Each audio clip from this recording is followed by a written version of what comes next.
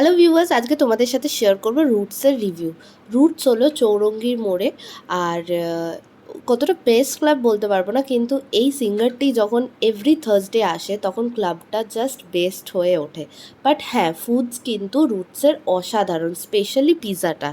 Plus রুটসের ambience, যেখান থেকে Victoria দেখা যায়, জাস্ট অসাধারণ লাগে। আর অবশ্যই কনিষ্কের গান শুনতে গেলে তোমাদের থার্সডে যেতে হবে। চলো এবার তোমরা একটু কনিষ্কের গান শুনে নাও।